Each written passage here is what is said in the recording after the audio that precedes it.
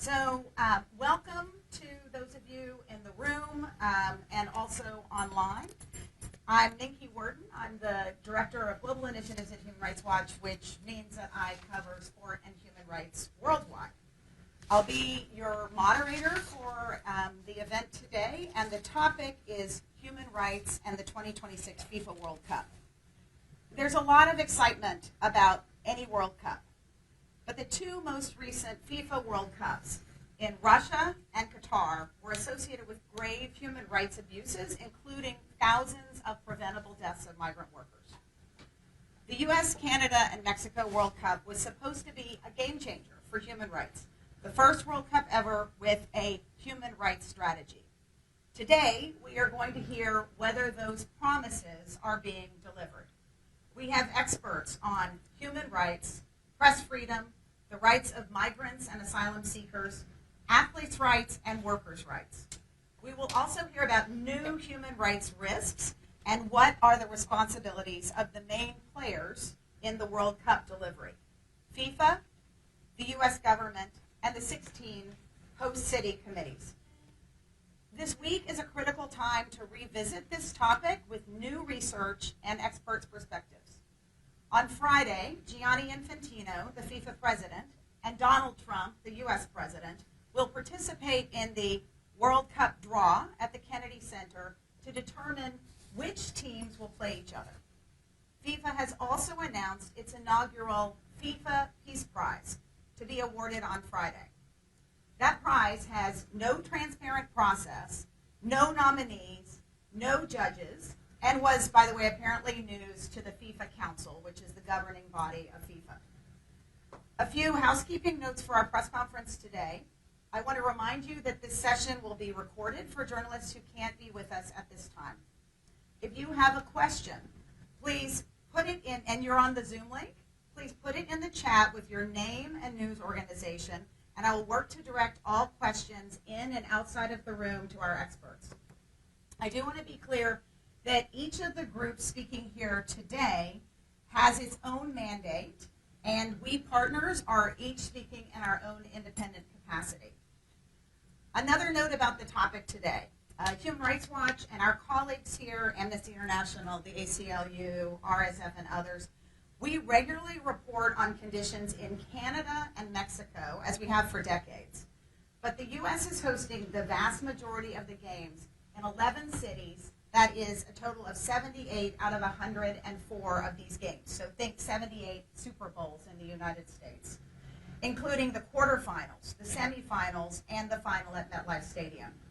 And the human rights and immigration landscape has changed markedly since January 2025. So due to the severity of recent U.S. legal and political developments, our analysis today is focusing on the United States as a principal host nation. In the coming months, we will also be reporting on human rights abuses in Canada and Mexico. So a short explanation first. In less than 200 days, the World Cup opens. It was supposed to be the largest and most inclusive sporting event in history, 48 nations, an estimated 6.5 million attendees, a lot of journalists. A truly global celebration, but increasingly it appears the world is not welcome, at least here in the United States. As only months remain until the kickoff on June 11, human rights trends are not going in the right direction. To illustrate this, Human Rights Watch is publishing new research today. It's a previously unreported case of an arrest, a family separation, and a deportation of a fan and a father at the Club World Cup final at MetLife Stadium in July. His father, who loves soccer, planned a special day with his children at a FIFA tournament. He used a small drone to try to take a family photo in the adjacent American Dream parking lot.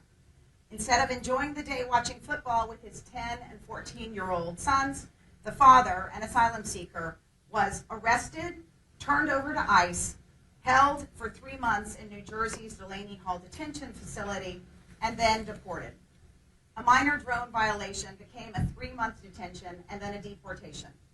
The family separation happened because of a failure by FIFA to properly assess the risks for fans and families and to mitigate those risks. This is not an isolated case. From January 20 to October 15 of this year, ICE arrested at least 92,392 people in and around cities where the World Cup games will be played, according to government data that's been newly analyzed by Human Rights Watch. This reporting is now live, and we have copies of it on the coffee table over there.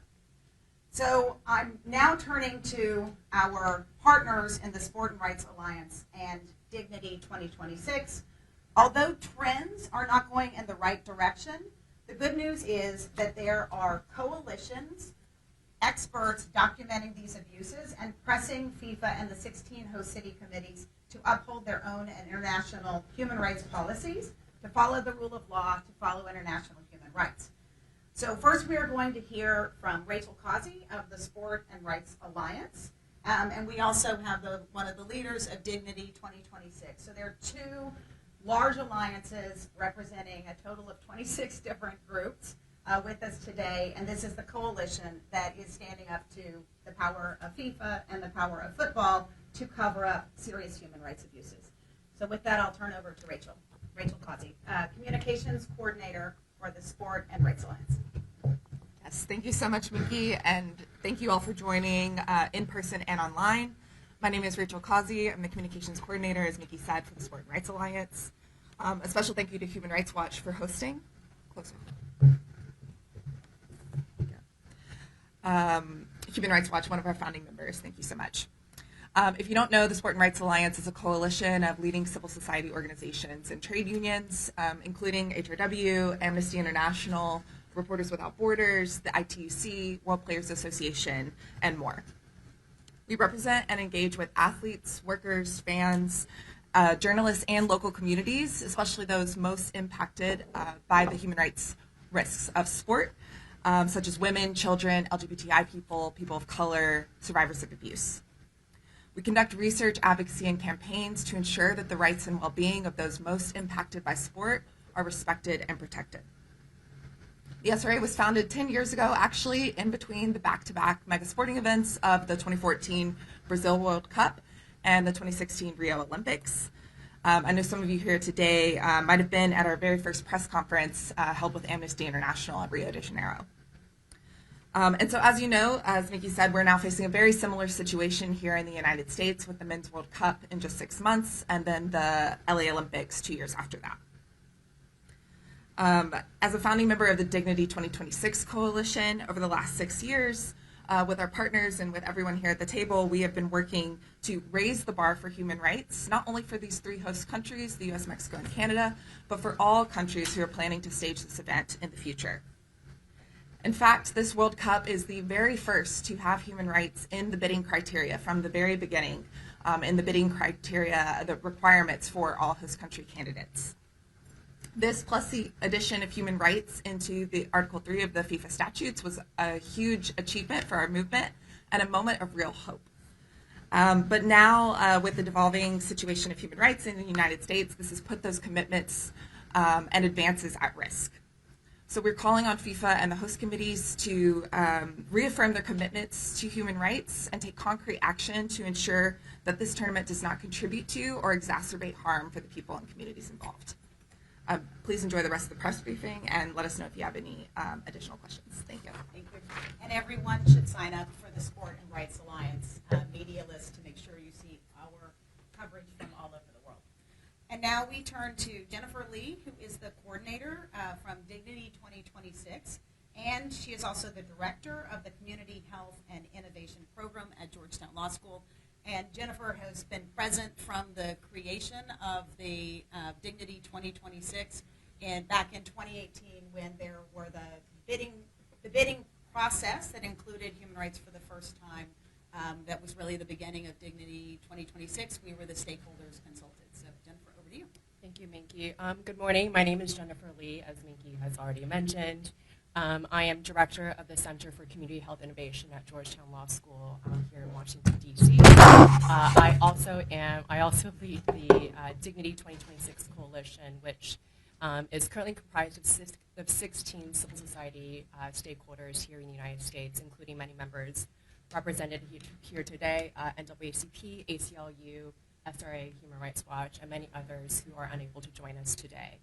As Miki mentioned, we have been working together in close coordination since as early as 2018, when the United States, Mexico, and Canada submitted a bid to host the game next year.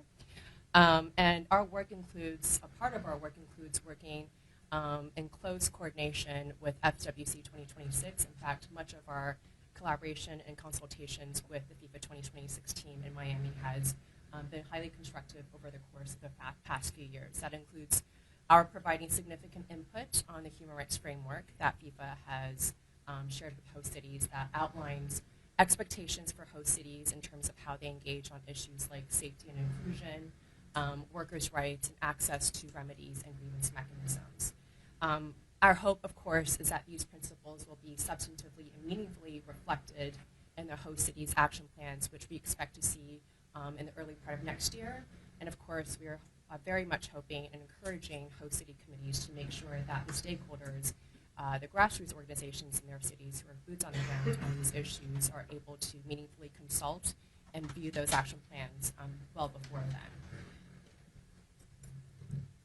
In addition to our sometimes very frank exchanges with FIFA, we are also working to mobilize grassroots stakeholders within cities and across all 16 host cities, and particularly those 11 here in the United States.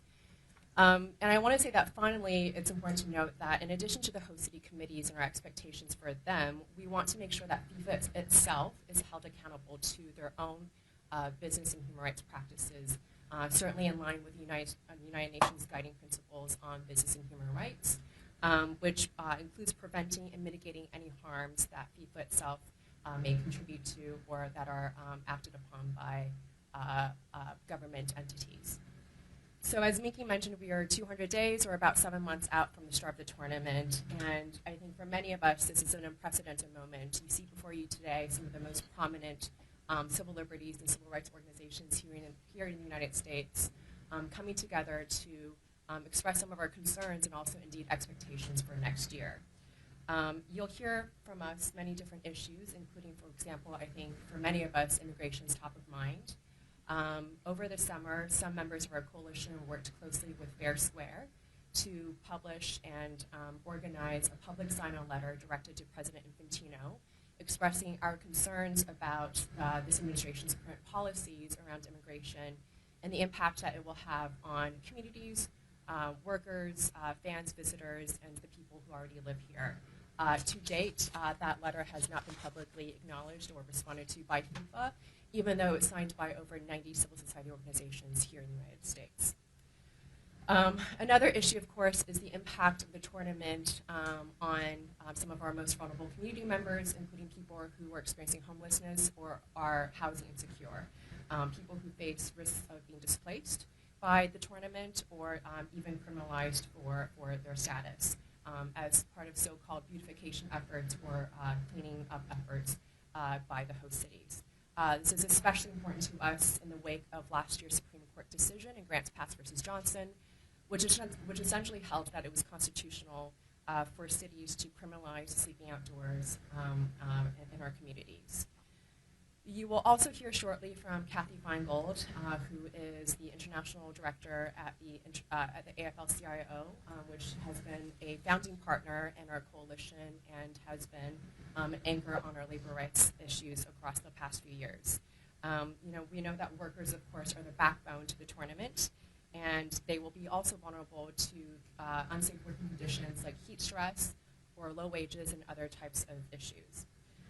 And then we've seen how some of these issues, including displacement, overpolicing, and so forth, has expressed itself in many ways in past tournaments here in the United States, including the 1996 Olympics in Atlanta, 1984 Olympics in LA, which are host cities for next year. And for us, they serve as cautionary tales about how not to proceed.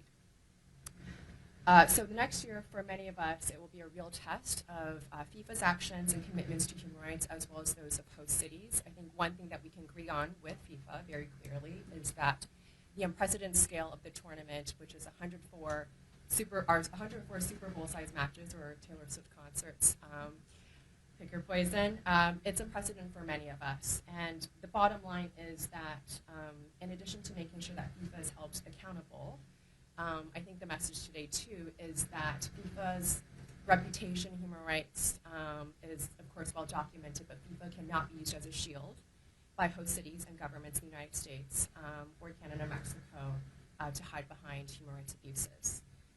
In many ways, of course, 2026 is also unique because of the fact that the responsibilities for the operations of the tournament and the human rights protections are diffuse across many different stakeholders, including FIFA, but also host cities, host city committees, and various aspects of government. So every entity has a role to play, including all of us in this room as civil society stakeholders, as press, and as stakeholders broadly. But happily, I think the United States has a rich history of civil society organizations being movement and movement builders and agitators, as Jamal likes to frequently say, to make sure that that human rights conditions are protected. So with that, are we ready to introduce the video? I want to introduce Kathy Feingold, who of course is the International Director at the AFL-CIO and is Deputy President of the International Trade Union Confederation, or ITUC. Kathy is joining us by video today in pre-recorded remarks. She's currently on work travel, and we're ready to set it up. We'll turn to Kathy.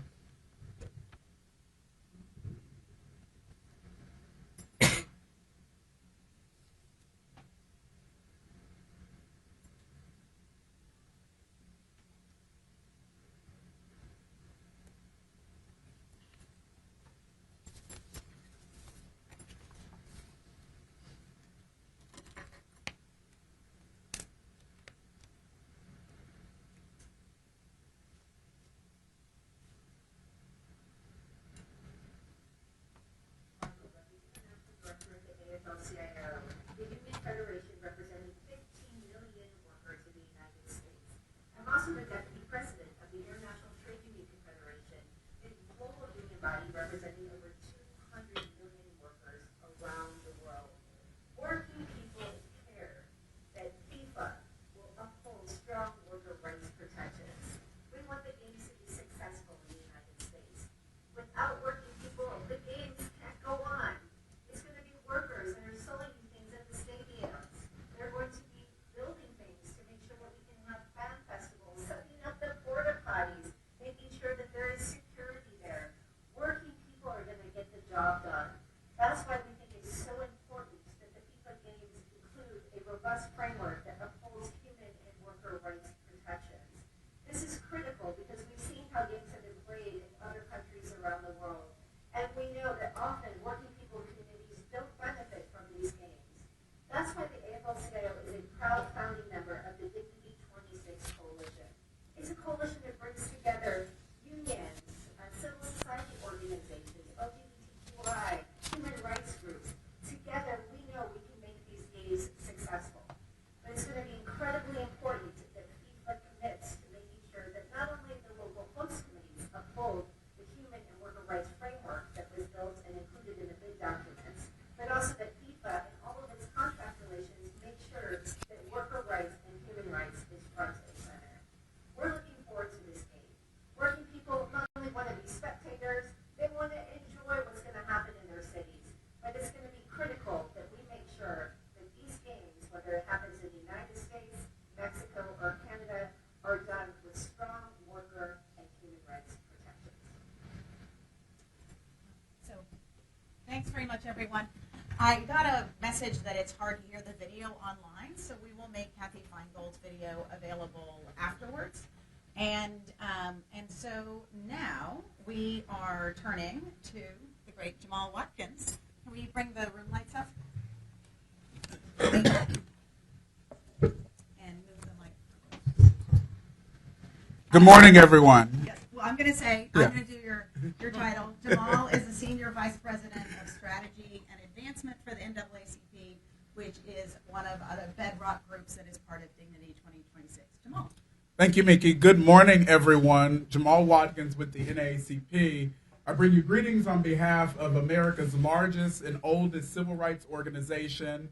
The NAACP is a 116-year-old institution that is embedded in more than 2,600 communities here in the United States. And actually, as an NGO working with the United Nations, we have members and activists in countries around the world, including Japan, Korea, Brazil, etc.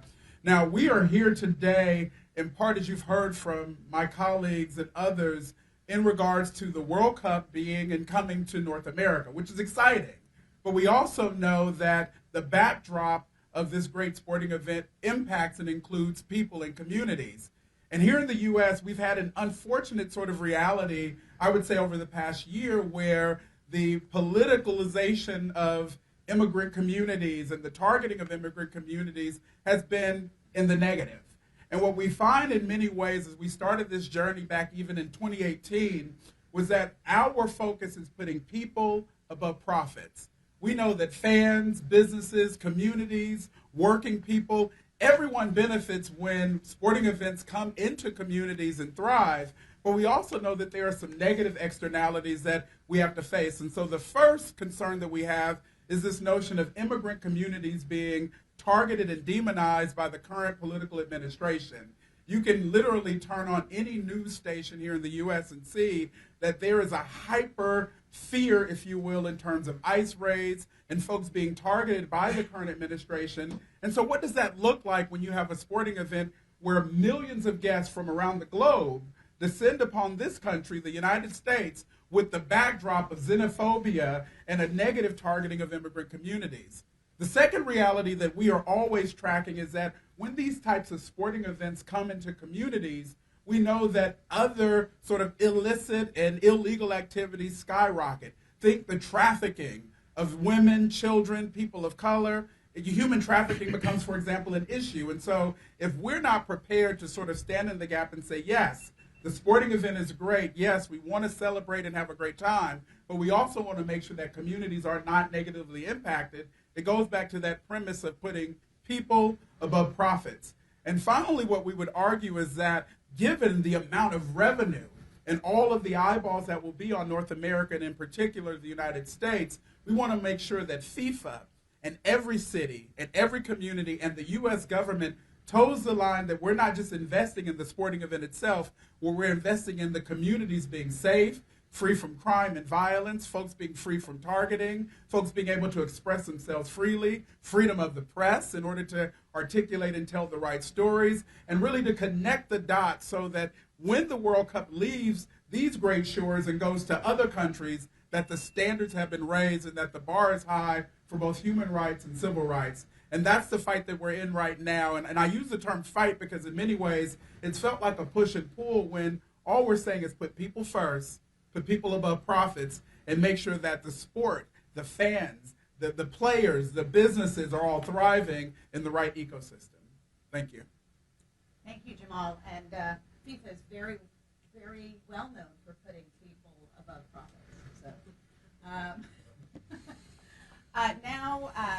So two things. We are going to turn to a video message from Matthew Patafisi, who is a former men's professional player and an Athlete Ally ambassador.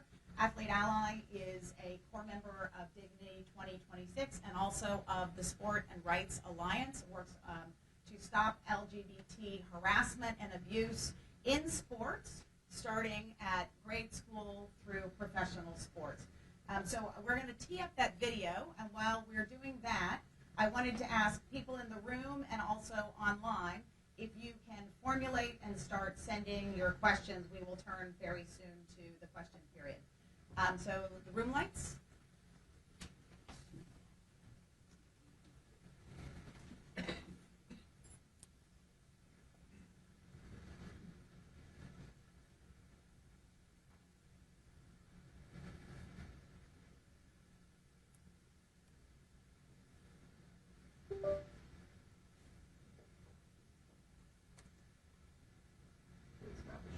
I'm a former professional athlete for Major League Soccer, as well as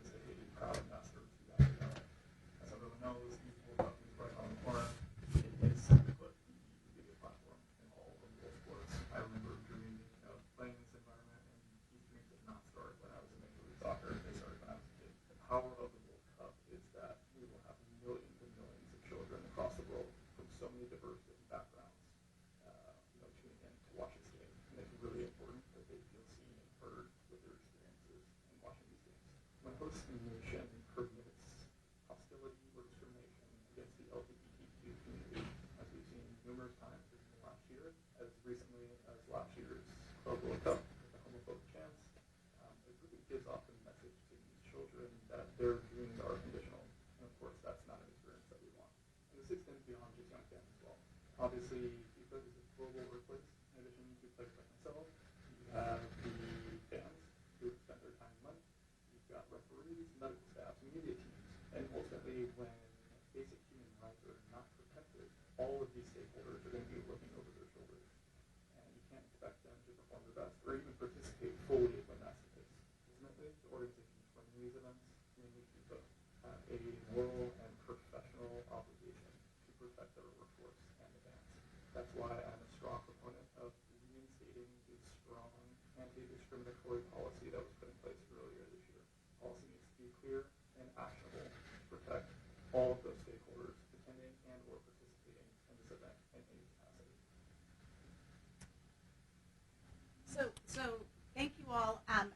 We know the audio on that may have been hard to hear, so we can make that video available to you. And to say, Matthew Pacifici's video also, his message is that the anti-discrimination and anti-racism policies that FIFA rolled back, they rolled back their own policies earlier this year ahead of the Club World Cup, that those policies need to be reinstated. Some of you will know there were homophobic chants in the Atlanta stadium after those policies were rolled back by FIFA. So that's an important action item. So now we turn to another core member of Dignity 2026. Daniel Noronha is the America's Advocacy Director for Amnesty International USA, based here in Washington, D.C. And I've heard that it's much better with the mic very close. Perfect. Thank you so much, Minky. Almost to the face. Thank you so much, Minky. Good morning, everyone. Buenos dias. Thank you very much for having me here on behalf of Amnesty International. As you might know, Amnesty International is one of the oldest human rights organizations in the world. We are an organization, member-based organization with at least 10 million members all over the world, that we fight to protect and promote human rights in the world. The organization is taking note of the current climate of intimidation and harassment that has been facing the protection of human rights in the United States in general. The federal government actions and excessive use of force have demonstrated a chilling effect on dissent that have led to the criminalization of protest. Additionally, the near dismantling of all human rights capacities within U.S. foreign policy, funding, and structure has deeply reduced the capability of international institutions for more accountability. This basically means that all the international institutions that at some point could perform some oversight capacities have been diminished. Within this context, the ability to peacefully protest without fear of retribution is a cornerstone of a free society. Yet, this is increasingly under pressure in the United States. There is a long history of peaceful protest in global football, connected as well with people power. This is the most popular sport in the world, therefore people must be at the center of it. FIFA and the United States authorities must ensure that the World Cup does not become a pretext for stifling dissent or expanding mass surveillance. Every player, fan, journalist, and resident has the right to participate and protest without fear of sanction, arbitrary detention, or any sort of discriminatory treatment, and in this case also of deportation. FIFA has repeatedly committed to delivering a tournament that respects and protects basic freedoms, including rights respecting law enforcement. We need to make sure that the US put these safeguards up front. For those reasons, we as Amnesty International also reject any increase in the militarization of public security in the United States in this context. These include any form of immigration enforcement in complete disregard of human rights. Families, fans, players, and other members of the football community have the right to enjoy the game without the fear of being detained and separated from their loved ones. This is a worrisome expansion of authoritarian practices intended to stoke racism, which in turn instills the fear in many communities and basically is aimed to silence dissent. When people gather for the games, they should not be subjected to the use of technological tools with automated capabilities that enable constant mass monitoring, surveillance, and assessment of people, often for the purpose of targeting non-U.S. citizens for the purpose of immigration enforcement. The World Cup should be a space that embraces diversity, freedom, and equality, where it is a safe space that celebrates football and all the multiculturalism that it brings with it. Football is not only a sports arena, but also the people's tribune. It is essentially an anti-authoritarian game. As the former Brazilian football legend Socrates once said, if people do not have the power to say things, then players will say it for them. He also stated, while I was a footballer, my legs amplified my voice. Thank you. Thanks very much, Daniel, and also for bringing Socrates' voice into the room. So I'm a core part of the Sport and Rights Alliance is a group called Football Supporters Europe. Many of you will be familiar with them. They were not able to be here with us today. And also the ISC, which is the International Supporters Coalition, which is a North American fans group very similar to FSC. And they have been part of the Dignity Alliance since 2018, going back to the human rights risk assessments. I wanted to read a message from Bailey Brown, who is the president of the ISC and was not able to be here with us today. And her comment is about supporters' voice and fan safety. We also have an omnibus statement from many of the groups with quotes that you can use. And Bailey says, supporters are the backbone of this sport, yet FIFA keeps making decisions about our safety without ever talking to the people who actually show up. So the fans are in the stadiums. She says, you cannot claim to unite the world while shutting out the very fans who bring the energy and passion to every match. We are asking for something simple: transparency, real consultation, and concrete protections for every supporter at the 2026 World Cup.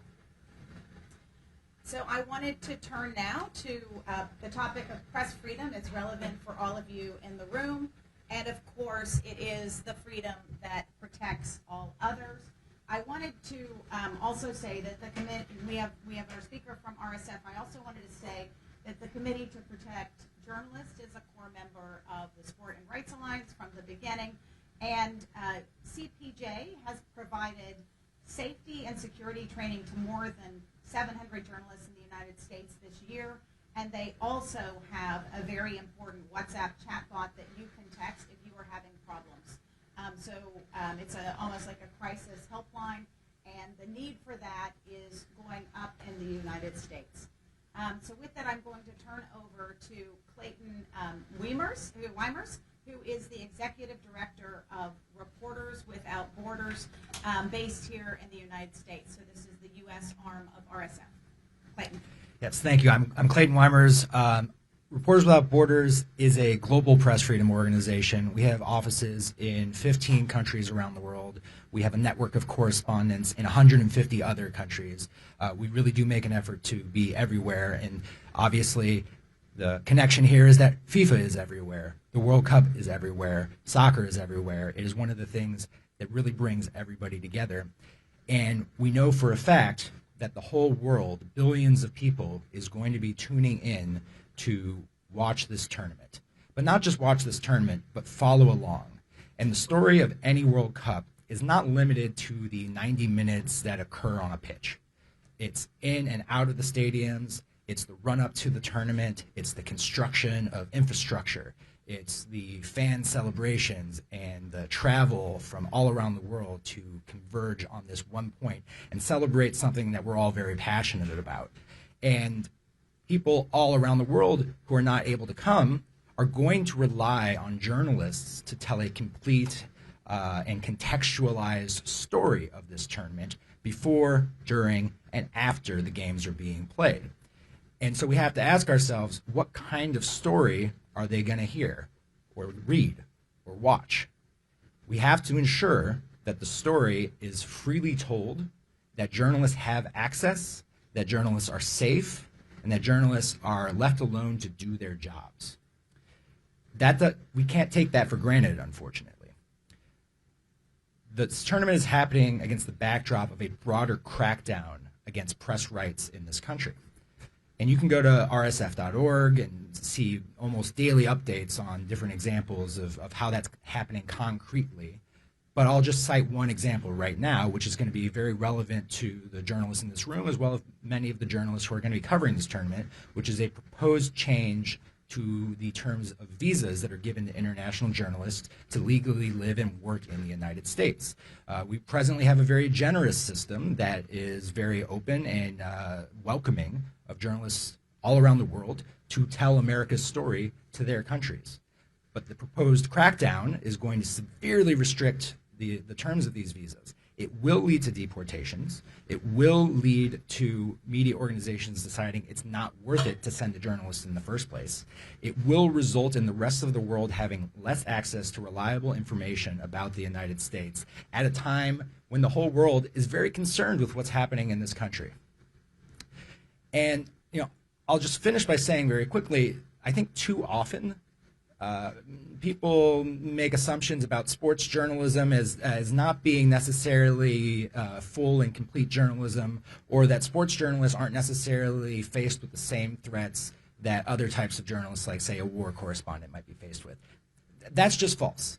And you don't have to look any farther than what's happening right now at this very moment in Algeria. If you see me glancing down at my phone, it's because I'm checking for updates, because soccer reporter Christophe Glaze is in court right now having his appeal hearing for a 7-year sentence for terrorism-related charges. But let's be very clear.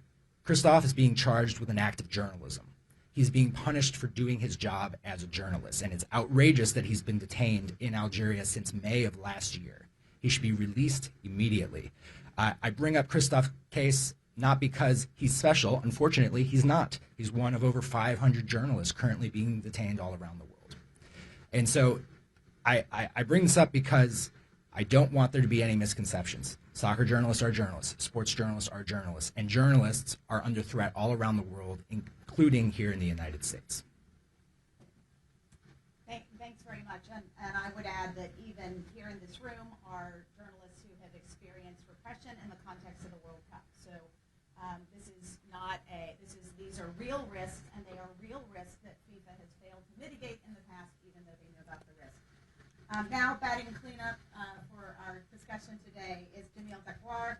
He is the anchor of our conversation and also the head of the U.S. program at the ACLU, the American Civil Liberties Union. Thank you very much, Minky. Thank you for being here this morning. My name is Jamil Dakwar. I'm the director of the ACLU Human Rights Program. While FIFA and host cities prepare for the games, the Trump administration is escalating dangerous policies that put immigrant communities, foreign visitors, and residents at risk. Attacks on immigrants and those visiting the United States are at an all-time high. ICE is conducting raids across the country, tearing families apart, deporting thousands without due process, and holding an unprecedented number in inhumane detention facilities, including children. And the host cities of the upcoming World Cup are among the most heavily impacted, with cities like Los Angeles, Chicago, New York, and Dallas facing already extreme surveillance and ICE activity. The Trump administration actions threaten our neighbors and tourists alike. And FIFA has unique leverage to push for change, not to whitewash and capitulate. This is why more than 90 civil society organizations, including labor groups, as Jennifer mentioned, including the ACLU, Amnesty International, Human Rights Watch, and NAACP, have already sent a letter urging FIFA to act. But sadly, we have not yet to see meaningful assurances. On the contrary, we are only seeing further escalation from the administration with deployment of the National Guard, especially in host cities like LA and Chicago. This tournament should be about celebrating unity and our connection to the world. And without action today, FIFA risks becoming a stage for authoritarianism. The Trump administration executive order banning visitors from 12 countries, including from 2 countries that qualified for the games, I believe Haiti and Iran, combined with the ongoing ICE raids in many of the cities that will host matches, poses a serious threat to the safety and dignity of millions of people. These policies put communities at risk and threaten to undermine the integrity of the tournament itself. People of all nationalities should be able to travel to the United States without fear of being denied entry, detained, or deported without due process. And people with the United States should be able to exercise their right to freedom of expression without fear of arbitrary detention and deportation. Similarly, immigrant communities should not live in perpetual fear of being ripped apart from their communities, as you just heard from Minky about this very troubling case that happened last year. FIFA has repeatedly promised that the world is welcome in America, in the United States. But without clear, forceful advocacy and action from FIFA, those words ring hollow. FIFA must use its influence to call on the US government to uphold human rights, end discriminatory travel bans, and stop immigration enforcement actions that target communities where matches will take place in particular. The longer FIFA stays silent or doesn't do enough, the greater the risk that their brand and event will become part of a public relations tool to normalize an increasingly authoritarian U.S. government. Thank you. Thanks very much. I think you've heard today from all of these experts, and we also, as I mentioned, have a statement. So we have several materials that I'm going to encourage you to take today. But this is really a collective message. I think that FIFA has no World Cup without players, fans, workers, host communities, and you, the journalists. And it really is an opportunity to show as well that these mega sporting events can be delivered without serious human rights abuses, that they should be delivered without an ICE dragnet to separate children from parents, and that we actually shouldn't even be having to have this press conference. So with that, I'm going to turn over to questions. We're actually going to go first to questions we are going to go first to questions online. So I'm going to take the first question, actually from Paul McGinnis from The Guardian. What are the specific actions you would want FIFA or host cities to take to protect the safety of immigrant communities and traveling fans? Paul would also like to know the immigration status at the time of arrest of the father in today's Human Rights Watch report. So I'm going to answer the second part first. The immigration status was asylum seeker.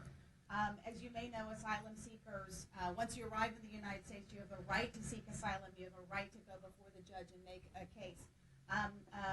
The father was an asylum seeker, and like many in the United States whose asylum status has been arbitrarily changed from legal to illegal, that is his situation.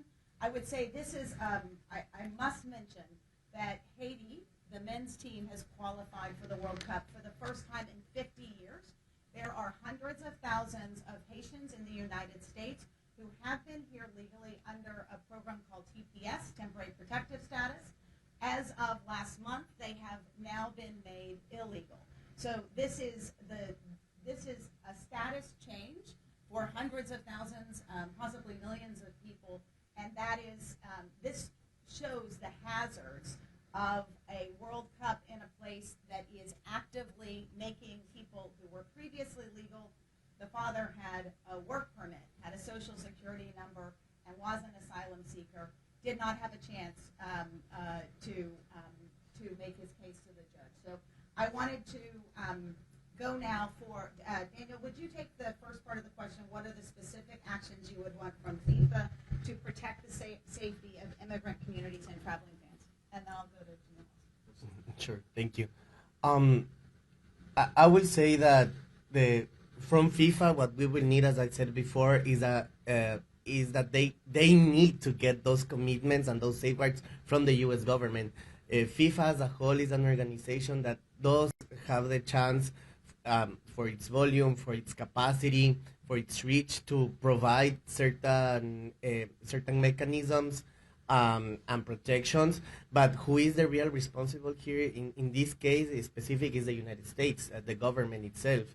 The state has to provide the safeguards that none of these actions will be taking place, that no discriminatory policies will be implemented, and no types of immigration raids will take place in this context that will just hurt the game and will hurt the communities participating in it. So I'm going to go to Jamila and then to Jennifer. Right. So on the question of what we expect of host cities, look, host cities in the United States have legal obligations, constitutional obligations, and human rights obligations.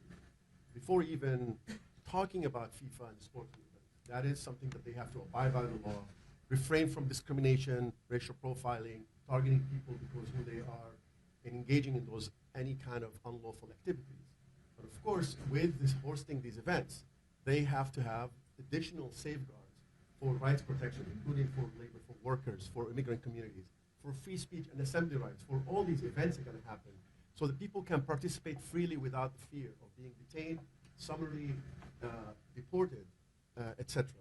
One of the things that we're concerned about is some cities have reached agreements with the federal government called 287G program. These agreements have been essentially deputizing to the local state governments the federal authority to engage in local enforcement of immigration, particularly with relation to detention of people who will be detained.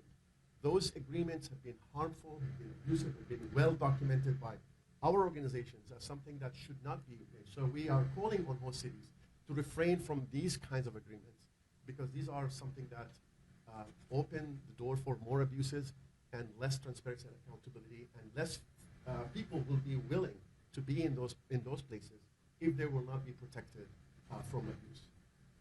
Thank you. And our new Human Rights Watch reporting also has a section on the 287G. Jennifer. Yeah, and I think it's also incumbent for us to mention the fact that in addition to hearing from national stakeholders on these immigration issues, this is also clearly a very localized issue in many of the host city committees, and there's lots of local immigration advocacy organizations who have been kind of beating this drum for many, many years, and of course are very under-resourced at this moment. But I do want to kind of mention, in addition to the 287G agreements that Jamil has mentioned, and the fact that, I think a lot of stakeholders and cities are asking for repeals of those agreements, or at the very least making sure that law enforcement are trained adequately. I do want to say that, within this 100-mile border zone that we have in this country, where that allows for the kind of warrantless searches and arrests of individuals, I think we should note that 8 out of those 11 host cities here in the United States are within that 100-mile border zone. So I think that's one of the reasons why this is front of mind for many of our cities. I also want to mention that I think many of our cities' stakeholders are asking for open and transparent communication and information and data, including data tracking around the arrests and where they're being held, and just making sure that that information is made publicly in advance for all stakeholders. Thanks very much. So we're going to go now with a question from Khalid Nahar from the German media Sportschau. It asks a question. I'm going to have Jamal take that question. The question is, political neutrality is within FIFA's statutes. FIFA also claims to have a zero-tolerance approach when it comes to discrimination. How does this match up with the close relationship of the presidents of FIFA and the USA that has been shaping up in recent months? So a question about discrimination and anti-racism policies. Well, we want to be clear that there is no such thing as political neutrality in these current times. Most folks would argue that's like saying let's be colorblind, when we know that you actually have to be politically conscious of what's happening in the context in the U.S. in order to make sure that the policies and practices that you're adhering to actually match up with your values. And I'm using that because I don't want this to turn into all of our organizations are somehow anti-Trump. But what we are anti are the immigration enforcement policies that are literally tearing apart families and demonizing immigrant communities. You heard Minky lift up the reality that temporary protected status for Haitian community members here in the United States has been wiped away. For what reason? It's hyper-political, it's partisan, and it's meant to be used as a tool of fear. And so we're clear that in this moment, with FIFA coming into North America, the United States in particular, $14 billion plus of revenue, if the funding giant that FIFA is not using that to make sure that the values of embracing communities, making sure that policies and practices are embedded in due process, if those things are not being pushed to the forefront, then it does become very political. Then you actually are aligning with policies that are flawed and wrong, not only for communities here in the United States, but for the hundreds of thousands and millions of fans around the globe who are looking to the United States as a beacon for what should be democracy. And so in many ways, what we're wrestling with is not semantics, but it's real. And so part of the discussion that we've had even before this press conference, some folks would say, what's the chances of a family being torn apart and folks being detained in an extrajudicial process and disappearing? Very high. You see it on the news almost every day. This is not a conspiracy theory. It's happening in our communities. And so if FIFA turns a blind eye to this, then they actually are picking a political side. And it's the wrong political side connected to the values and morals that we as a nation actually stand for. Thank you. And obviously the World Cup is an attractive event. So it is it's an event that people love and are attracted to, and they may not recognize the dangers that are inherent, and it's FIFA's responsibility. I have a question from Sander van Meersbergen from Dutch media Algemeen Dagblad. And the question is about fan safety. Suppose I'm a Dutch fan wanting to visit the World Cup. What is your advice? Should I delete messages about Donald Trump on my phone? Are there other things I must keep in mind? I'm going to bring this question to a couple of our experts. I wanted actually to start with Clayton because many journalists will be, I think we should recognize that one of the sub-themes today is the World Cup is a workplace. Matthew, the former MLS player, mentioned this. It's a workplace for players. It's a workplace for fans groups. It is a workplace for journalists. So what are the risks to people if you have messages on your phone? And please also cover social media risks. Yes, thank you. This is actually an excellent opportunity for me to plug our new safety resource website that just relaunched on rsf.org, which contains all kinds of helpful guides for safely doing journalism all over the world, including here in the United States, including digital hygiene and digital safety tips. So I would encourage any journalists who are here or tuning in who travel across borders regularly to check that out. You may already know a lot of it, but it's never a bad idea to refresh what you know. It is an unfortunate reality that we know that border agents are checking social media accounts of folks who are entering this country. And they don't care if you're a journalist. They don't care if you're an academic. They don't care if you're just a random tourist coming in. And the reality is they have a lot of latitude to deny entry to anyone trying to enter the country. There are these sort of gray areas at the border where, you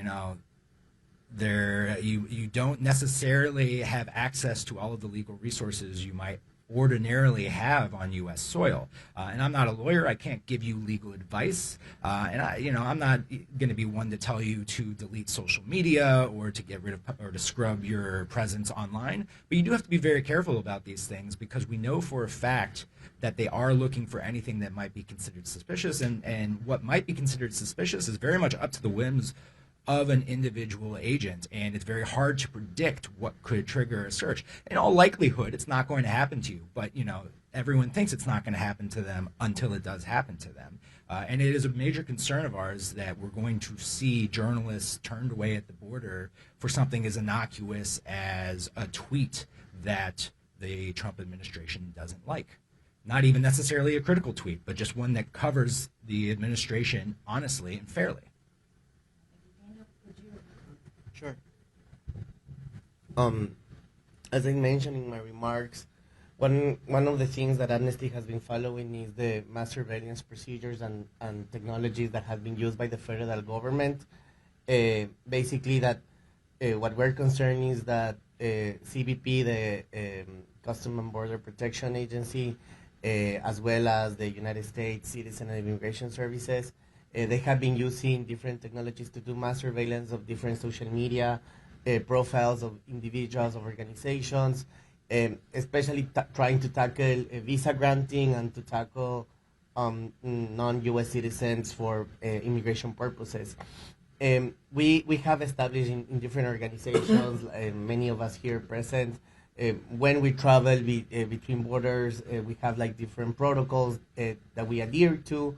Our recommendations to partners also who have been traveling here is to adhere to similar protocols, to kind of protect themselves in the border, because once you get to these ports of entry, some of the legal protections change. They're not the same, and not everyone will be facing with the same type of agent at the border. As my colleague here said, you could be at the whims of a CBP agent that woke up sad, that woke up angry.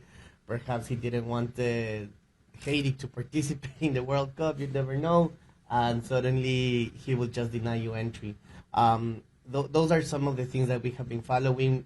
And in all of this, a key piece that I think is important to mention is that who needs to act in the U.S. institutionality to make sure that this doesn't exacerbate more is the U.S. Congress.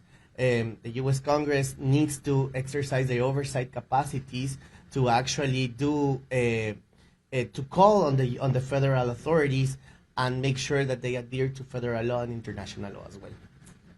Thanks very much. So we do have some more questions online, but I want to make sure we get to questions in the room. So any questions in the room? And we're just going to go left to right. So yes, and name and organization. Yeah, Henry Whitnell from The Athletic. Mickey, you opened up like placing this in the context of the last in Russia and Qatar. Does this feel similar at all? Not in the specific concerns necessarily, but the way that FIFA is interacting with those concerns and interacting with the government that is the national government that is in charge. So I'll take that question, but whenever I get a question about this, I have a flashback to a Sport and Rights Alliance meeting at FIFA headquarters in Zurich back in 2016. Gianni Infantino had just taken office after the thermonuclear event of half of the FIFA Council being arrested for corruption, Sepp Blatter and other senior leaders being removed from office. And at that time, Gianni Infantino passed over the table the set of human rights requirements and essentially said, we're not going to be able to do much about Russia or Qatar, but we are committed to uphold human rights and the framework, the UN guiding principles, the boring but important bedrock that all companies, and FIFA is a company, not a nonprofit, that FIFA adheres to. So I think after the human rights catastrophes of the Russia World Cup, the Qatar World Cup, serious abuses in Brazil, extrajudicial killings and other things, I think there was the idea that there would be a change. And we are here to tell you today that idea, that concept that there would be a meaningful human rights framework, it is not working. We are within months of the opening of the World Cup, and there is a lot of work to do. It is not too late, but it is absolutely time for FIFA to uphold the commitments it has voluntarily taken to put in place and implement the human rights framework. It is also the responsibility of the host city committees. We've got a lot in the room, so I'm going to go quickly and then we'll divide. Yes? Vicky, do you think that the closeness of the relationship between the two presidents, Infantino and Trump, is a barrier to getting the kind of reform that you think you needed? Is it too close, effectively, or do you think that should actually make it easier to elicit some of the changes that you're calling for? So I'll go to our experts, and I think every organization is going to have a different answer. The question goes back to systems, right? It shouldn't be about personalities. Human rights, the rule of law, are systems. So there can't be one system for the U.S. and a different system for Canada and Mexico. And that actually was the goal of having a unified human rights strategy. I recommend you all go back and read the United Bid Human Rights Strategy. It was not one system. It was not just the United States World Cup. So I think it's really important to go back to the need for systems. I wanted to go to Jennifer for that question and then to Jamal. Yes. It's an easy question. I mean, I will just give you one data point, which is in the previous administration, we had worked very closely with them, with members of USG, of U.S. government, in addition to working with FIFA and stakeholders and civil society representatives on the ground. And so that looks like very close conversations and monthly briefings with the State Department, DRL, which is the Bureau of Democracy and Labor and Human Rights within the State Department. We also worked quite closely with the White House, the National Economic Council, and the National Security Council, which have been tasked with overseeing the events. And so I offer that as a data point. I think for obvious reasons, our relationship with the White House has changed since January, but we hope for constructive conversations moving forward. Jennifer's very diplomatic. Yes. You've outlined over like the last hour dozens of concerns about what's going to happen in the United States, making condemnations or demands, asking for things. But you're asking for things from an organization who thinks about it for a Peace Prize, is the president of this country, has said that he deserves a Nobel Peace Prize, that's going to play his favorite song during the World Cup draw on Friday.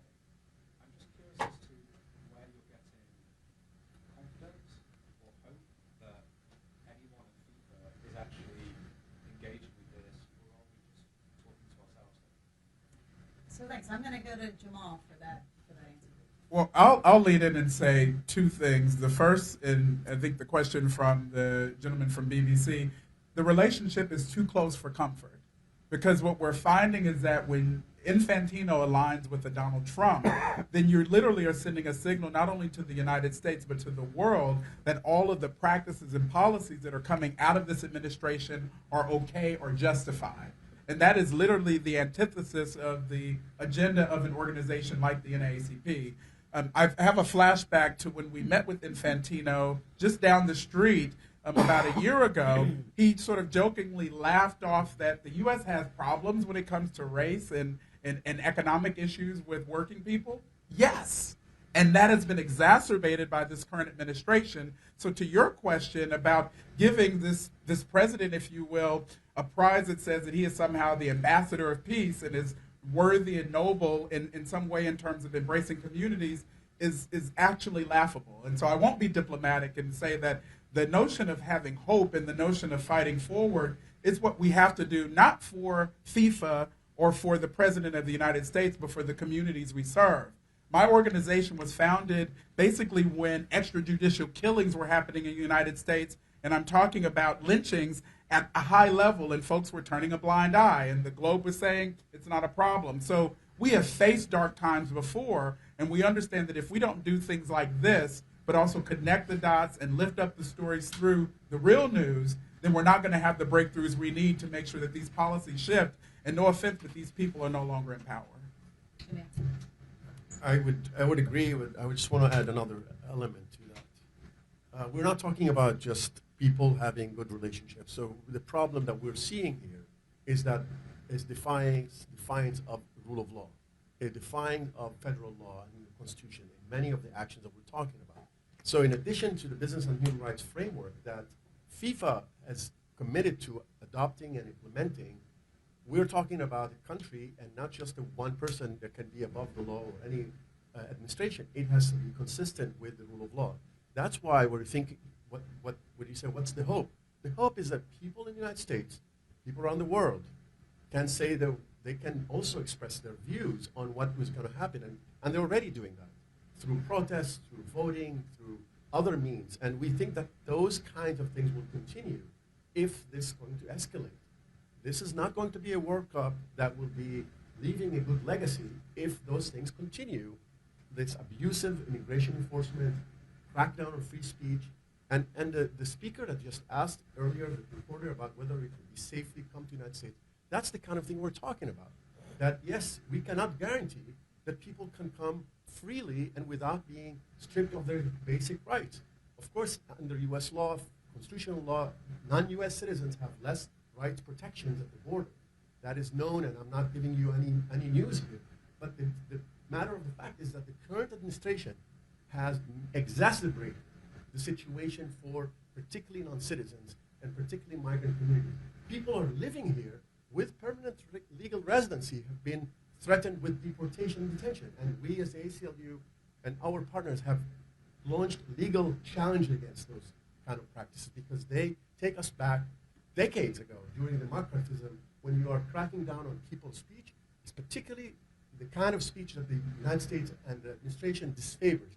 That's why I'm concerned about major soccer players who has expressed views on certain causes, such as the Palestinian rights, would be denied entry or being detained or being subject to retaliation by the administration.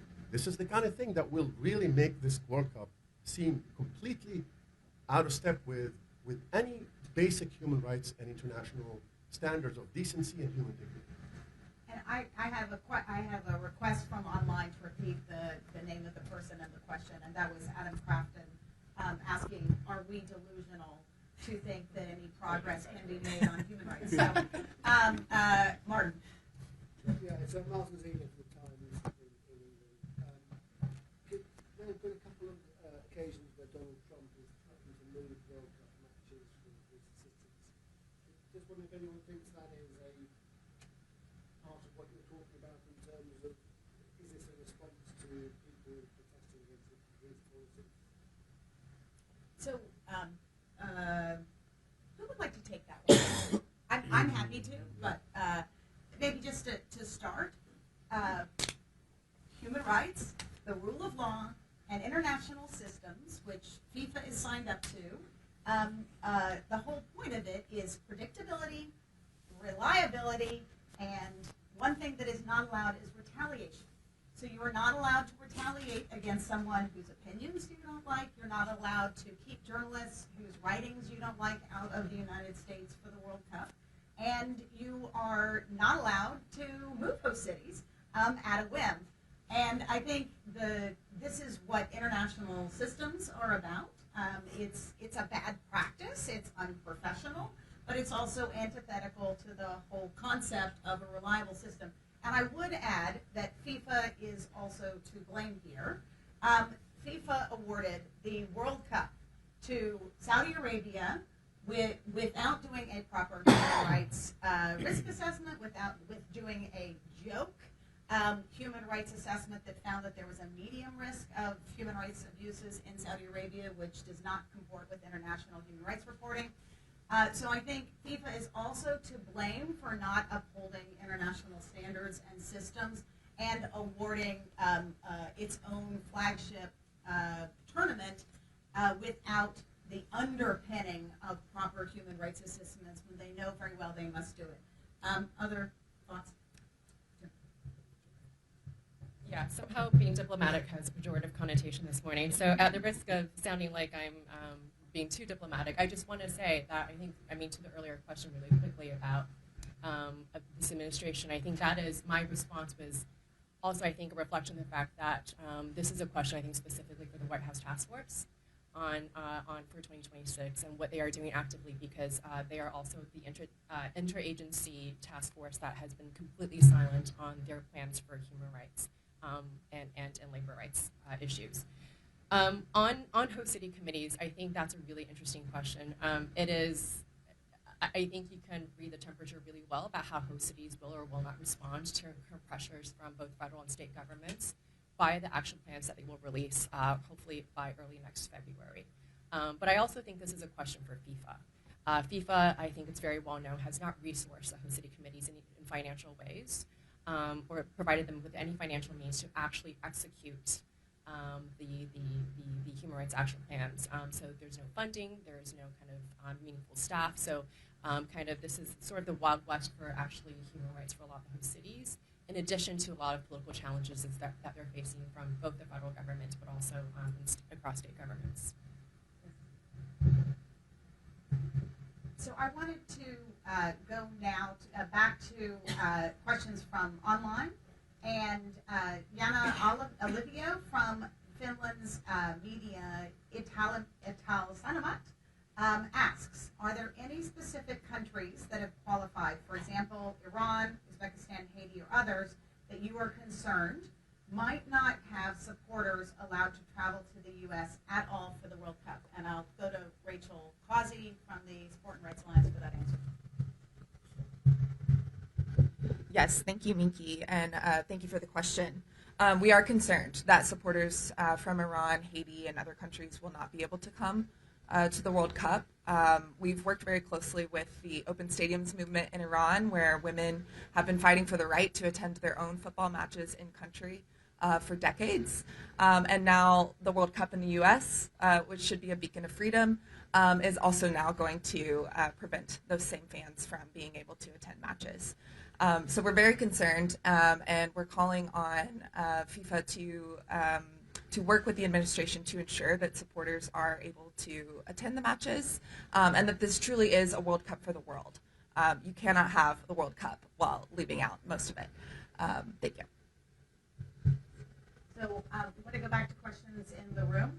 Yes. To what extent have your organizations communicated with FIFA about this inaugural Peace Prize, and what commitments would you like to see to feel confident that it's not just PR stuff? So that's Bill McCarthy from AFP asking about communication that civil society may have had with FIFA. And just a word about the FIFA Peace Prize, which is apparently modeled on the Nobel Peace Prize, which was not won by Donald Trump earlier this year. Human Rights Watch wrote to FIFA asking specifically what was the process, what are the criteria for selection, who are the nominees, and who are the judges. And Human Rights, that letter in the full form is linked from our statement today. We did not have an answer to that, which you could infer that there is no process, there are no other nominees, there was no judging, and of course the FIFA count. It was news to the FIFA Council, the governing body. So I really think that is a question for Gianni Infantino. And I wanted to turn over to him. Yeah, I would just say briefly, look, it's kind of insult to the intelligence of a lot of fans and people, supporters, and people who are watching the World Cup when you were all of a sudden coming up with this prize that, as Nikki said, had no basis or very, very little transparency around it. The perception and the impression that you get, and I think that's really what at least as the ACLU see it, as this is, FIFA is dragging itself into becoming part of a public relations tool, as I said, to normalize an increasingly authoritarian U.S. government. That is a real concern. We're very troubled about that. So any actions by the president of FIFA or any officials of FIFA in the preparations for the World Cup has to be very carefully considered because of the way that they would be perceived and had an impact on real lives of people. I would add one other thing. Gianni Infantino has said that this FIFA Peace Prize represents 5 billion fans of football around the world. I think it's really, the Dignity 2026 and the Sport and Rights Alliance have two of the major fan organizations. I think it is a very good question to ask, really, how were the 5 billion fans of football consulted? What was the polling? How were their opinions taken into account?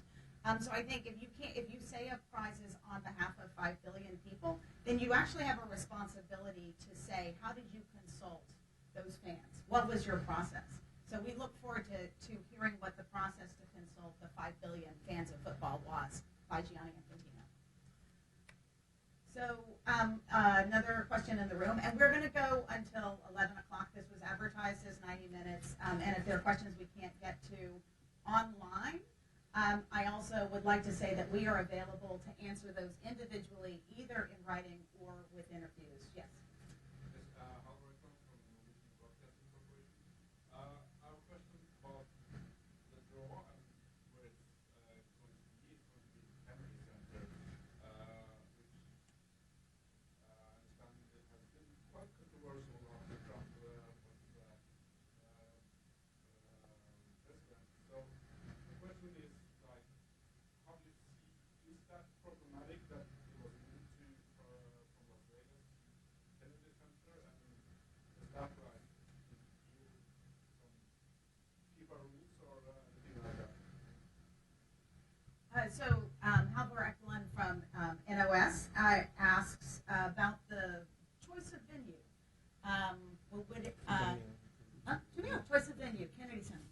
Well, I'll start off, and this is not about the FIFA rules per se, but it goes back to the tournament itself being politicized and used as a PR tool for the current administration. As you know, the Kennedy Center has been taken over by the White House in a way that has been unprecedented.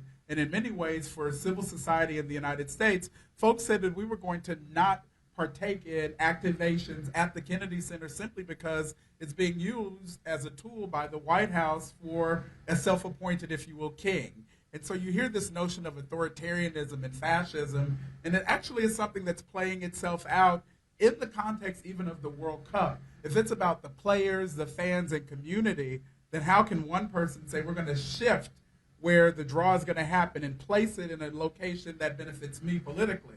That's literally what we're seeing happen before our eyes. And so in many ways, the optics actually speaks to the undercurrent of what we're all lifting up, which is this is about the rule of law.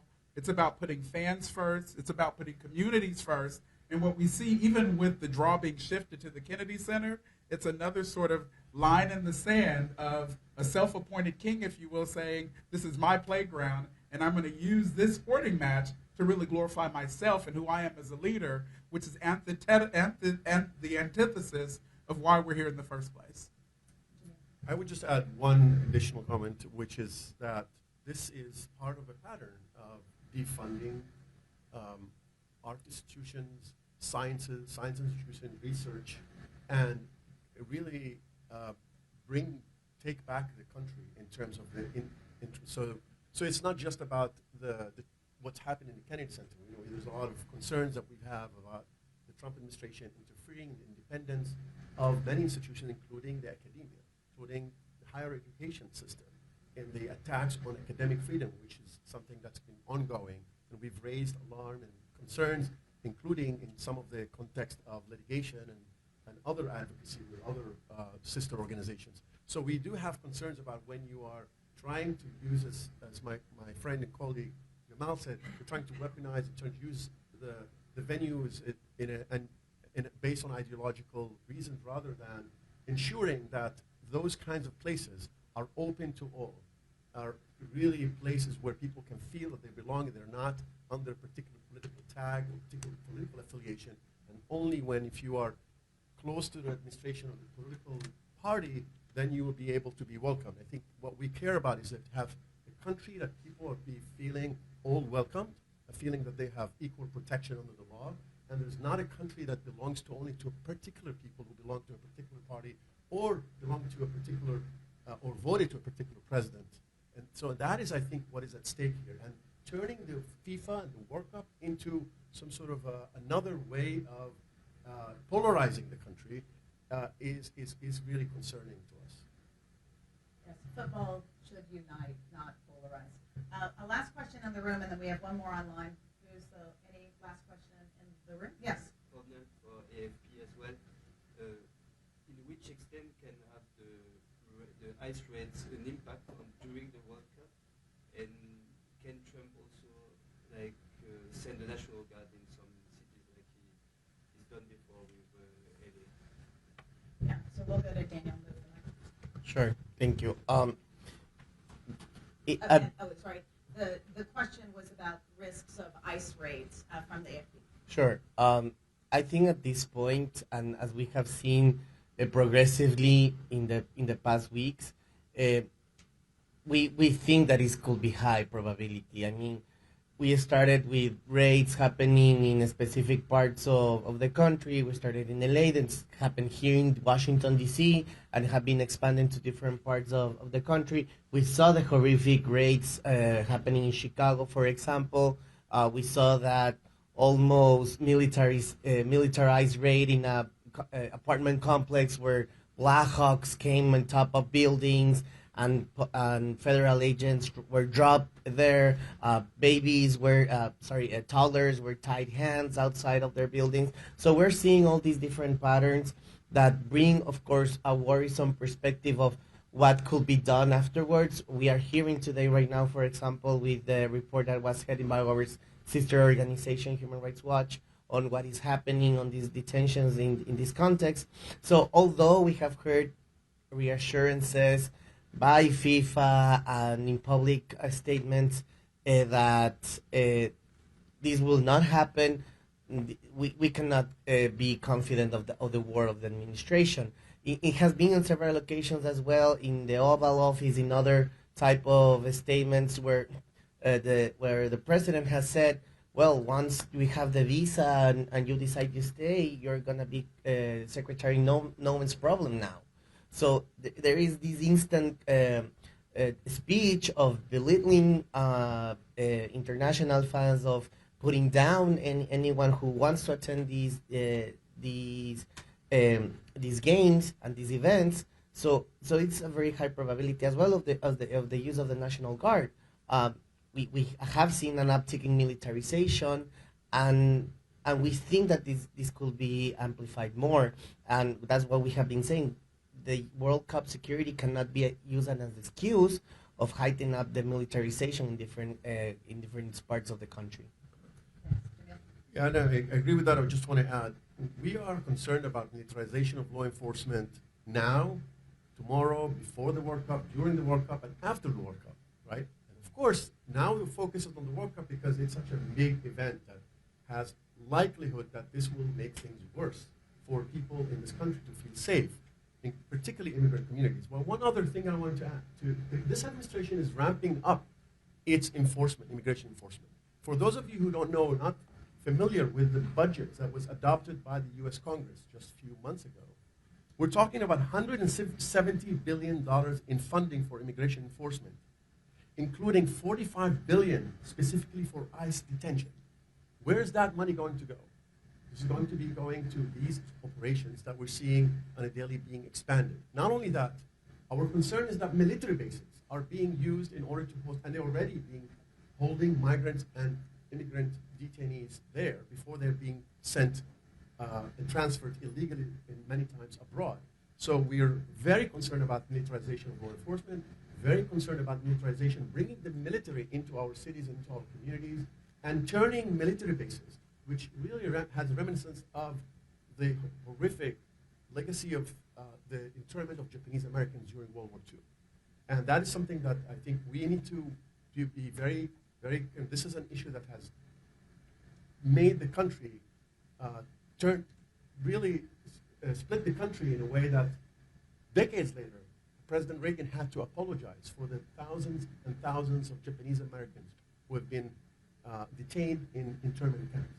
We do not want to see this happening in this country. There's already been chapters like this. So FIFA had a role to play in sending a clear message and take a real commitment and assurances that be made that those things are not going to be happening during FIFA. But we want them to be stopping tomorrow, today and tomorrow, not to wait until next summer. I think one of the challenges for stakeholders over the last few years, and particularly now as we're getting closer and closer to the tournament next year, is the fact that FIFA and other organizers have not been as explicit and transparent as they should have been all along about what their plans are. So we need FIFA and host cities and other entities to make clear whether or not ICE and National Guard and other federal law enforcement will be at the stadiums. In addition to what Jamil has said, we know that recently, as many of you have also reported, U.S. government has passed $625 million in federal funding for security apparatuses for the host cities. We don't know how that money will be used. I don't know when we will know how that money will be used. We also don't know what the security apparatus or footprint looks like from FIFA within stadiums, at fan festivals, and other tournament areas. I think we do have some indication, of course, this isn't just kind of hypothetical of what ICE will look like at stadiums. The Club World Cup this summer, which was held across many of the same host cities, ICE was seen at stadiums. And I will just note that in kind of the readout or the postmortem on the Club World Cup on human rights issues and through FIFA's grievance mechanisms, without naming the specific numbers, we do know that federal enforcement immigration was one of the biggest concerns. Overwhelmingly, almost a third of the complaints that FIFA received in its grievance mechanism portals was around federal policies or enforcement, i.e. immigration. Other issues that came up are extreme heat, accessibility, discrimination, workers' rights, safeguarding, harassment, freedom of speech, excessive use of force, and freedom of religion. So again, I think with many things, this is not speculative. We know that ICE at this rate will be at stadiums, and we need more clarity from the FIFA, about what they plan to do about it. So, and just one point about this, all human rights are interconnected. So the situation in Los Angeles, for example, where there were ICE raids in communities, and then there were peaceful protests against the ICE raids that turned violent with the militarization. So all of these human rights issues are related, and you could see how there would be a perfect storm about ICE actions at a tournament which is supposed to be about uplifting humanity, but turns out to be about separating families, possibly forever. So I'm going to take one last question, and then I'm going to ask every one of our panelists to respond to this, because I think it's a question that is a subtext of what we've been talking about today. And it is a question from Claire Richardson from BBC News. This week, U.S. Homeland Security Secretary Kristi Noem has recommended a full travel ban for a list of additional countries yet to be announced. We talked about there was a dozen in the executive order from last June, and a total of 19 countries are affected in some way from the June executive order. This question is, how do you expect this could affect travel for teams and fans to the United States? So I'm going to start with Rachel and also ask that the answer to that question from our experts wraps up your final thoughts. Thank you so much. Yes, we have seen that news and are very concerned that Haiti, Iran, and then now there might be many more teams and cohorts of supporters that are now not able to, or at least under fear of not being able to come to the U.S. I think some of the executive orders in the past have included carve-outs for players and other officials with the teams, but we are calling for more transparency on that. We need really clear guidelines about who is able to come to the World Cup, and we need FIFA to use its leverage to ensure, once again, that this is a World Cup for the world. I think just to wrap up, there was a question earlier about what gives us hope. Why are we still calling on FIFA to do things? And it is because the FIFA does listen. We might be known for criticizing FIFA a lot, but there are wonderful things that FIFA has done, including just recently allowing Afghan women's national team football players the right to play again as the Afghan women's refugee team. We're still fighting for recognition for the full team, but it shows that FIFA does listen, that FIFA understands when it's wrong and is willing to make changes. And so we are going to keep pushing as long as we have breath for that. And then finally, the fans. FIFA is not President Infantino. It is not one person. It is not 5 people. It is the billions of fans around the world who have immense power and care about their sport not being used for authoritarian means. So that is, thank you very much.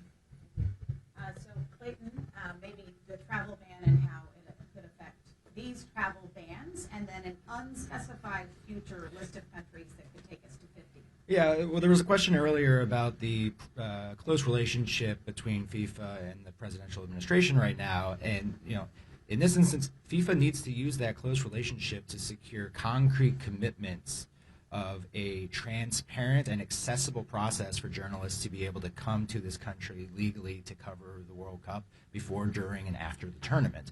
And I also want to be clear, this can't be limited to just FIFA-accredited journalists or to Federation-accredited journalists or to journalists who are from countries that have qualified for the World Cup. This is the world's tournament, even though a small handful of countries are participating. The whole world is watching. The whole world wants to come. The whole world wants to watch it. Thank you. And journalists from all over the world have the right to come to the United States to cover this story of global significance. And Daniel, a question. Thank you.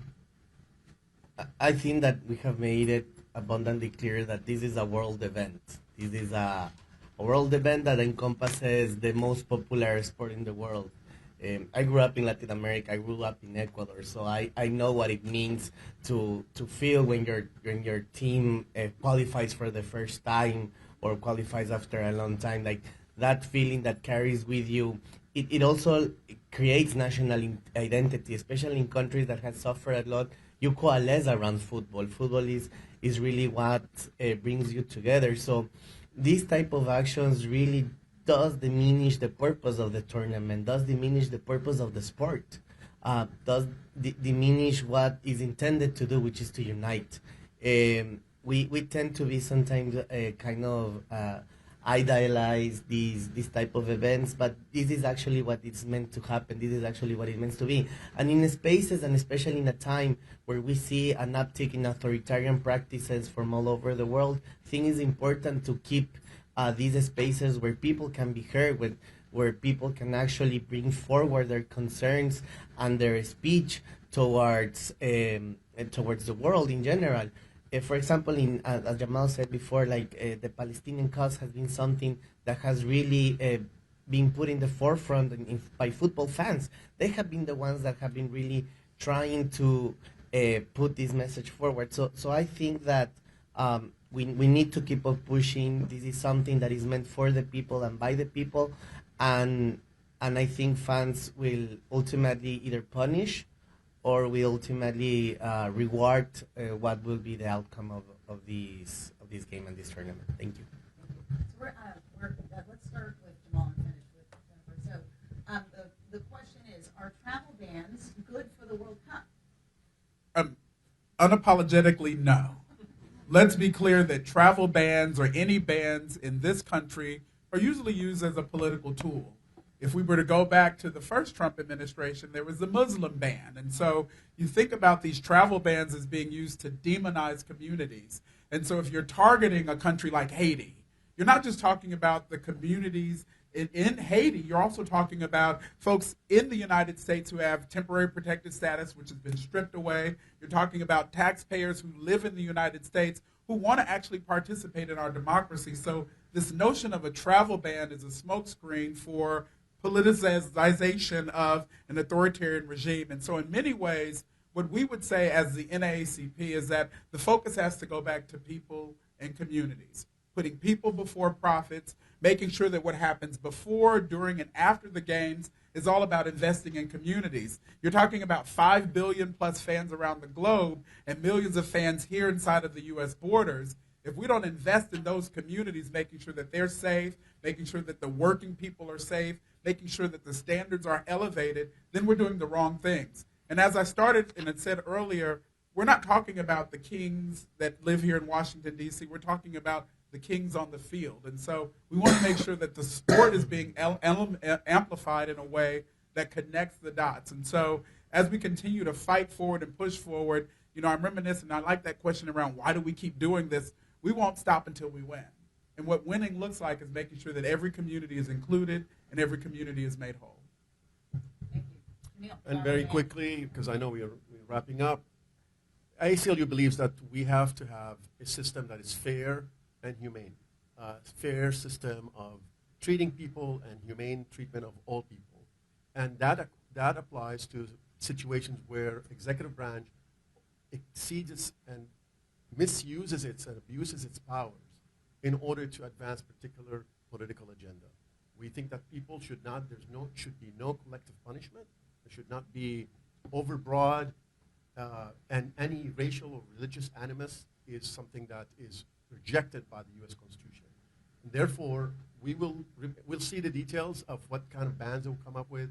ACLU, as always, will analyze this, and we will look into exploring all aspects or all possible measures that we can take, including litigation, as we did in the past. But for now, I think it's really important to focus on what is happening. There's already harm and damage made by the executive orders that have already been issued and other presidential memorandums that are issued against people traveling or people who are in this country. And I think, again, I want to emphasize that we really need to make sure that there are changes and movement, and FIFA can make that difference by leveraging its influence, whether it's the closest relationship between the president of FIFA and the President Trump, or because of the leverage that they have financially. People will not be coming to the United States. That's a big loss for the United States. And we don't have the numbers. I'm sure somebody will do the numbers, and we're not experts in that. But I feel like, finally, on a personal note, as Daniel said, I'm a Palestinian American. And as a Palestinian American, I would want to see also a Palestinian be able to travel, and who are living here, or be able to travel to the United States to watch the games. The fact that there is already decisions made as a matter of a collective punishment against Palestinians who are holding Palestinian passport issued by the Palestinian Authority is something that at least personally troubling. I'm not here speaking on as ACLU, but rather just giving you a sense of how people in this country, we are a community of people who come from all over the world. So taking people out, banning people based on religion, nationality, or race, or sexual orientation for other matter, or political views, is something that we should not endorse, should not accept in this country. And that's why I think we're going to be fighting for a fair and humane system of immigration that treats everyone based on the merit rather than weaponizing it for ideological reasons. I'll try to be quick. So I think on the ban, I think it's just to be clear, and I think I speak for many of us, if not all of us up here, is that we want visitors to come. We want the World Cup to go off next year without a hitch. You know, I think many of us, as you can see, are great fans of football and of the sport, and so we want to see it go swimmingly. But this should not be at the expense of some of our most vulnerable residents, be they immigrants, the unhoused, workers, children, and so forth. In terms of the hope question, I mean, frankly, I don't know that we have a choice. Because 2026 next year, for many of our host cities in the United States, is going to be one of many coming up. Take LA, for example. They're hosting the Super Bowl the year after the World Cup, and then the LA Olympics in 2028. So for us, the FIFA World Cup next year will be a blueprint not just for future tournaments across the globe, including in 2030 and 2034, but it's a blueprint for how mega sporting event is achieved in this country, and so that we can leave a positive legacy in those host cities as we asked for in 2018 when we had won the bid. So, mercifully, the press conference is coming to an end. I want to sum up by thanking our partners, the Sport and Rights Alliance, Dignity 2026, and all of you. You actually are, this is your workplace, and we defend your right to come here without harassment and abuse, to not have to download the contents of your phone, or to worry about being detained for something you wrote. I wanted to say that this is intended as a wake-up call for FIFA. As Jennifer indicated, we have been working with FIFA, with their excellent human rights team, with many partners inside FIFA. It's not a monolithic organization, and there are many people who understand very well the responsibilities that FIFA has to uphold human rights, to uphold the rule of law, and not to create an event that is a dragnet for immigration enforcement. That is a very important point. So I wanted to end by saying there is no World Cup where players have in the workplace faced LGBT discrimination, harassment, racism, or abuse. There should not be a World Cup where workers or children are exploited for their labor. There should not be a World Cup where fans face being banned, or worse, arrested and deported if they are here in the United States. So that's I think we have two visions. You've heard two visions of the World Cup today. One that uplifts the rights of workers, of fans, of players, of journalists, and of communities, and one that actually abuses the rights of these essential stakeholders for the World Cup. This will not be the last time you hear from Dignity 2026 and from the Sporting Rights Alliance. We hope to be a resource reporting on things that are relevant for the World Cup coming forward. And next year we will be having reports on the human rights situation in Canada and in Mexico. But because the World Cup draw is taking place on Friday, because the so-called FIFA Peace Prize will be awarded on Friday, we felt it was really important to give a counterpoint about where the situation stands right now today in the United States. Thank you for coming, thank you for listening, and thank you for your great questions. We have available electronically and online the statement from all of the groups that are participating, and everyone here is available for interviews following. Thanks very much.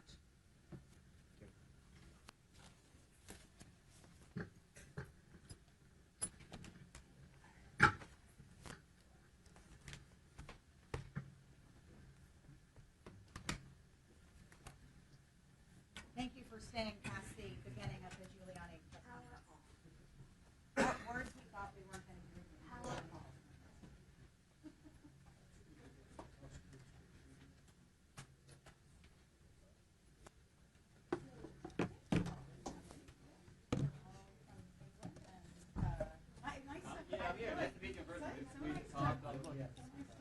Hi. Nice to meet you.